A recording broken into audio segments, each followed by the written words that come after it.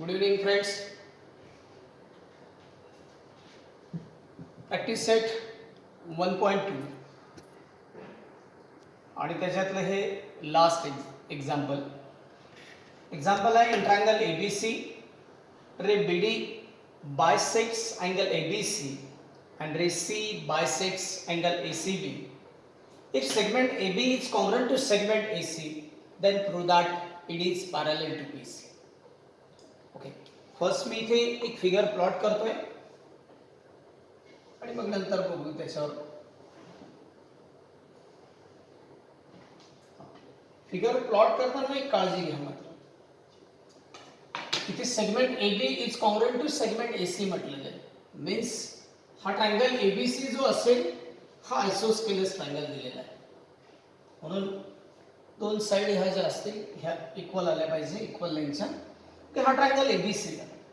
आता या triangle ABC मध्ये त्याने रे BD जो आहे हा बायसेक्टर दिलेला आहे.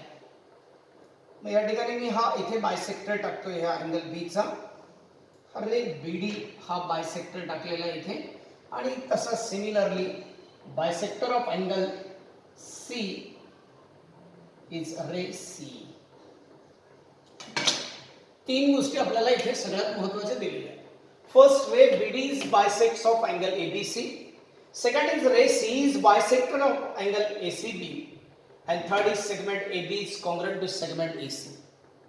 सेगमेंट AB ही AC ला कॉन्ग्रुएंट दिलेली आणि अँगल ABC चा BD हा बायसेक्टर दिलेला आहे, अँगल ACB चा C हा बायसेक्टर दिलेला आहे. चला त्याच याच्यावर त्याने शो करायला काय लावलेलं आपल्याला. इथे मी आधी PPT इथे बाजूला लिहून घेतो. इथे PPT इथे segment ED is parallel to side BC. आता आपल्याला सेगमेंट ED ही पॅरलल शो करायची BC ला. आपण सिमिलॅरिटी चॅप्टर शिकतोय. याच्यामध्ये आपण बेसिक प्रोपोर्शनॅलिटी थेरम शिकलेलो इथे. If a line is parallel to a side of a triangle and intersect other two sides into distinct point, then divides the line those sides in the same ratio. हे theorem दिलेले. म्हणजे याचा अर्थ काय झाला की या ठिकाणी EB जी आहे आपलं, सॉरी इथे D पॉइंट आहे, इथे हा D ED ही जॉईन केलेली जी सेगमेंट आहे इथे ही BC ला आपण इथे पॅरलल शो करायची. ED ही BC ला पॅरलल शो करायची असेल तर ह्या ठिकाणी या ट्रायंगलच्या दोन साइड ज्या आहेत ह्या अशा रेशो मध्ये डिवाइड झाल्या पाहिजे की AE upon EB and second AD upon DC. Means या दोन साइड ज्या वेळेला ह्या सेम रेशो मध्ये डिवाइड राहतील त्यावेळेलाच converse of basic proportionality theorem use करून आपण segment ED is parallel to side BC show करू शकतो. मग कशा पद्धतीने शो करायचं. फर्स्ट लिहिताना बघा, इन ट्रायंगल ABC, हा ट्रायंगल ABC आहे. याच्यामध्ये रे BD is a bisector of angle ABC, bisector of angle ABC. This is the reason here given. Okay, जर BD हा अँगल ABC चा बायसेक्टर असेल तर बघा फिगर मध्ये अशा पद्धतीने मी बाजूला एक फिगर प्लॉट करतोय. हा इथे A असेल, इथे B असेल, इथे C असेल आणि हा BD जर कधी बायसेक्टर असेल तर ह्या अँगल B चा तो बायसेक्टर असल्यामुळे ह्या अँगल B ची अपोजिट साइड जी आहे ती AC. अँगल बायसेक्टर ऑफ ट्रायंगलची प्रॉपर्टी अशी की तो बायसेक्टर त्याच्या अँगलच्या अपोजिट साइडला ज्या रेशो मध्ये डिवाइड करतो मग तो रेशो झाला AD अपॉन DC. आणि तोच रेशो हा ट्रायंगलच्या रिमेनिंग टू साइडच्या रेशोच्या इक्वल असतो. Means AB upon BC. गोंधळ करून घेऊ नका, मी काय सांगतो लक्षात ठेवा. हा ट्रायंगल ABC आहे. हा ट्रायंगल ABC चा BD हा बायसेक्टर आहे आणि BD हा बायसेक्टर अँगल B मधनं गेलेला आहे आणि त्या अँगल B ची अपोजिट साइड ही AC आहे. आणि अपोजिट साइड AC जर असेल तर त्या AC चा रेशो तयार झाला AC वरचा AD अपॉन DC. हा रेशो आणि ट्रायंगलच्या उरलेल्या रिमेनिंग टू साइडचा रेशो हा इक्वल असतो.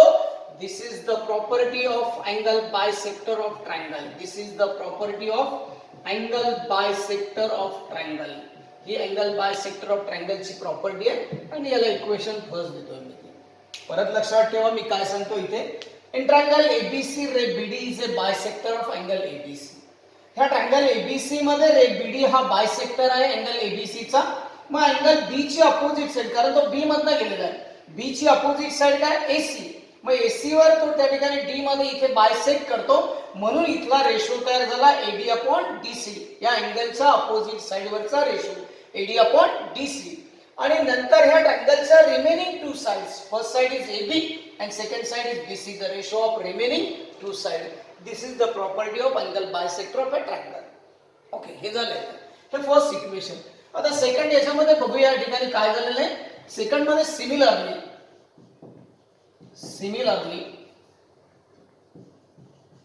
रे C is a bisector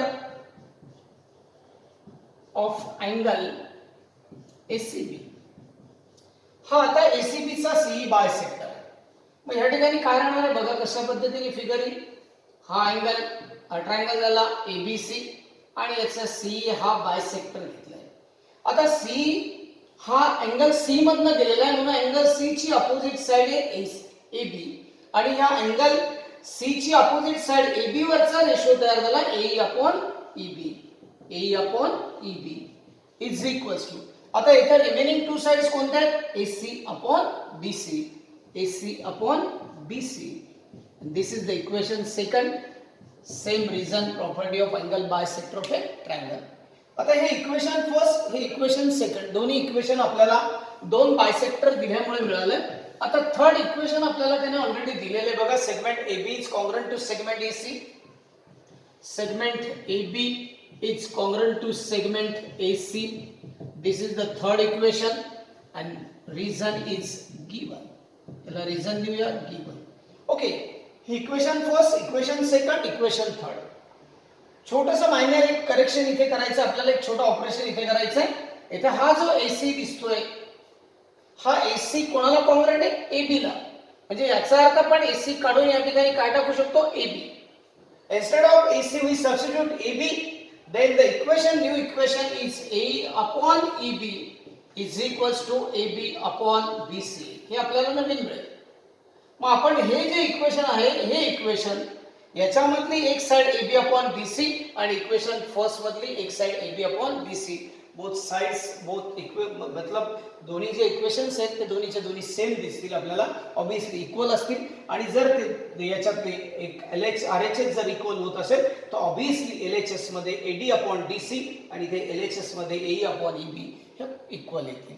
therefore next equation is AD upon DC is equals to AE upon EB, आणि हे मिळालं आपल्याला from equation first, second and third. हे तिघ इक्वेशन वरनं आपल्याला हे इक्वेशन मिळालं. आता मी सुरुवातीला तुम्हाला काय बोललो होतो बघा. इथे जर आपल्याला अशा प्रकारचा रेशो येत असेल, AE upon EB is equals to AD upon DC, मिळाला AE upon EB is equals to AD upon DC.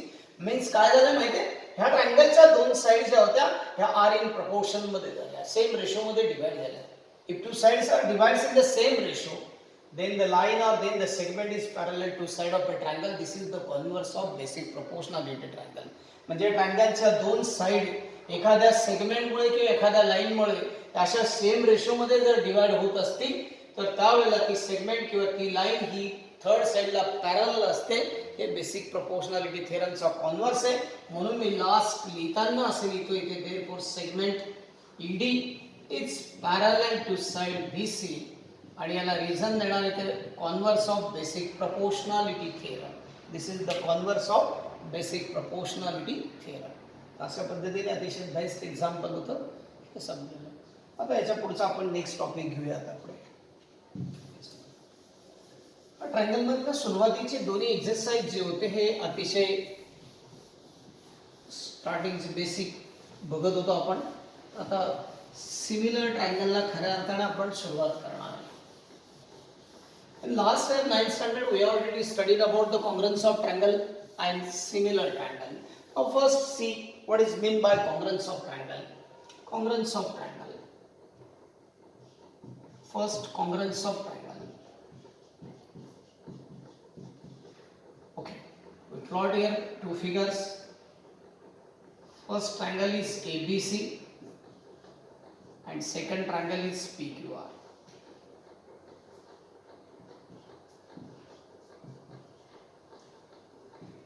in triangle ABC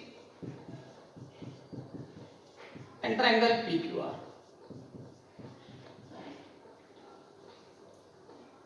If two sufficient conditions are, first condition is corresponding angles. Corresponding angles. And second condition is corresponding sides. Corresponding sides. Here angle A, corresponding angle P, both angles are congruent. Angle B, corresponding angles, angle Q, angle C, corresponding angle R. Means what? If three angles of one triangle respectively congruent with three corresponding angles of another triangle. म्हणजे हा triangle याचे हे तीन angle आणि हा दुसरा triangle, ह्या दुसऱ्या ट्रायंगलचे हे तीन करस्पॉन्डिंग अँगल हे एकमेकांशी रिस्पेक्टिव्हली कसे कॉन्ग्रंट. तसंच साइड्स मध्ये बघूया. साइड ए बी जर घेतली तर साइड ए बी ची करस्पॉन्डिंग साइड जी असेल ए बी ची PQ असणार आहे. Side A B is congruent with side PQ. त्याच्यानंतरची साइड BC जर घेतली तर साइड BC ची करस्पॉन्डिंग साइड जी असणार आहे QR. and last side AC जर घेतली तर साइड AC ची करस्पॉन्डिंग साइड जी असणार आहे PR. therefore triangle ABC is congruent to triangle PQR. Triangle PQR. Side triangle ABC is congruent to triangle PQR. What is mean by congruence of triangle? If for the given one-to-one correspondence of the vertices of two triangles, see three angles and three sides of one triangle respectively congruent with three corresponding angles and three corresponding sides of another triangle, then these two triangles are said to be congruent. थोडक्यात समजून घ्या इथे की हा triangle असेल, या ट्रायंगलचे हे तिघ अँगल, हा दुसरा ट्रायंगलचे हे तिघ करस्पॉन्डिंग अँगल हे कॉन्ग्रंट असले पाहिजे. त्याच्यानंतर हा ट्रायंगलचे हे तिघ साइड्स आणि हा दुसरा ट्रायंगलच्या तिघ करस्पॉन्डिंग साइड्स हे पण कॉन्ग्रंट असले पाहिजे. म्हणजे थोडक्यात करस्पॉन्डिंग अँगल कॉन्ग्रंट असले पाहिजे, करस्पॉन्डिंग साइड्स कॉन्ग्रंट पाहिजे, तरच ते दोन ट्रायंगल हे कॉन्ग्रंट असतात. Means 6 components or 6 elements are congruent, then these two triangles are said to be congruent. This is the congruence of triangle. We are already studying in 9th standard. Now, what is the difference between the similar triangle and congruence triangle? Okay, in case in triangle ABC and triangle PQR, first condition is as it is, corresponding angles are congruent. But in similar triangle, here corresponding sides are not congruent, here corresponding sides are in proportion, means AB upon BC and AB upon PQ is equals to BC upon QR is equals to AC upon PR, called as corresponding sides are in proportion. If corresponding angles are congruent, if corresponding sides are in proportion, if corresponding angles are congruent and corresponding sides are in proportion, then these two triangles are said to be similar. Then these two triangles are similar. Means similar triangle means what? Corresponding angles are congruent and corresponding sides are in proportion. These are the two sufficient conditions. But another three sufficient conditions called as the test. Now we learn now test. Okay, first test, AA test. For similar triangles, A test. Okay. काय असतंय ते बघूया. First मी इथे triangle plot करतोय. पहिला triangle घेतला आपण ABC, सेकंड ट्रायंगल घेऊया या ठिकाणी PQR. हे दोन ट्रायंगल आहेत इथे. आपल्याला A test means angle triple A जरी म्हटलं तरी चालेल, काही फरक नाहीये. चला याच्यामध्ये फर्स्ट ट्रायंगलचं नाव आहे आपल्याकडे ABC, हा फर्स्ट ट्रायंगल आहे and second triangle is PQR. हे दोन ट्रायंगल आहे. त्याच्यामध्ये काय करूया आपण, अँगल A जर घेतला तर अँगल A चा करस्पॉन्डिंग अँगल जो असेल तो P आहे. Angle A is congruent to angle P and angle B is congruent to angle Q. A चा करस्पॉन्डिंग अँगल P असेल, B चा करस्पॉन्डिंग अँगल Q असेल. म्हणजे हा एक ट्रायंगल आहे, या ट्रायंगलचे दोन अँगल आणि हा दुसरा ट्रायंगल, त्याचे दोन करस्पॉन्डिंग अँगल जर कॉन्ग्रंट असतील तर ऑब्विसली दोन ट्रायंगल्स जे असतील triangle ABC is similar to triangle PQR. तर हा ट्रायंगल एबीसी आणि ट्रायंगल पीक्यूआर हे दोन्ही सिमिलर असतात. ही आहे ए टेस्ट. कशा प्रकारे ए टेस्ट आहे? If for the given one-to-one correspondence of the vertices of two triangles, if two angles of one triangle are respectively congruent with two another corresponding angles of another triangle, then these two triangles are said to be similar. परत एकदा सांगतो, लक्षात ठेवा. If for the given one-to-one correspondence of vertices of two triangles, if two angles of one triangle respectively congruent with two corresponding angles of another triangle, या दुसऱ्या ट्रायंगलचे दोन corresponding angle बरोबर पहिल्या ट्रायंगलचे दोन अँगल कॉन्ग्रुएंट असतील तर ते दोन्ही ट्रायंगल हे सिमिलर असतात. आणि कशानुसार? बाय ए टेस्टनुसार. ही ए टेस्टनुसार हे दोन्ही ट्रायंगल जे असतील हे सिमिलर आहे बाय ए टेस्ट. ही अतिशय सिंपल आणि साधी टेस्ट होती. Second test S S S S test, triple S test, थोडक्यात एस एस एस टेस्ट. काय S S S test? Equal side असतील. You know that corresponding sides of similar triangle are in proportion. Means AB जर घेतली तर AB ची corresponding side काय राहणार आहे? पीक्यू. बीसी जर घेतली तर बीसी ची करस्पॉन्डिंग साइड राहणार आहे क्यूआर. आणि लास्ट एसी ची करस्पॉन्डिंग साइड जे राहणार आहे ती पीआर. एबी ची पीक्यू, बीसी ची क्यूआर आणि एसी ची PR. Means corresponding sides R in proportion. then these two triangles are similar by SSS test. तर ते SSS टेस्ट नुसार दोघं ट्रायंगल जे असतात हे सिमिलर असतात. ही एक साधी सिंपल टेस्ट आहे.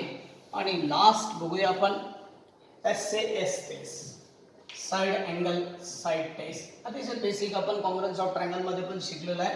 साइड अँगल साइड साठी मी एक फिगर काढून तुम्हाला समजून सांगतो. बघा, फर्स्ट इथे मी ट्रायंगल प्लॉट करतोय एबीसी. हा राईट अँगल ट्रायंगल आहे. इथे अँगल बी चं मेजर दाखवले 90 डिग्रीची मार्किंग करतो इथे. आणि सेकंड ट्रायंगल तसंच काढतोय मी इथे. हा अँगल पीक्यूआर, ट्रायंगल पीक्यूआर घेतोय आणि इथे पण क्यू हा 90 आहे. दोघं ट्रायंगल दिलेले आहेत आपल्याला. In triangle ABC and second triangle is PQR. Okay,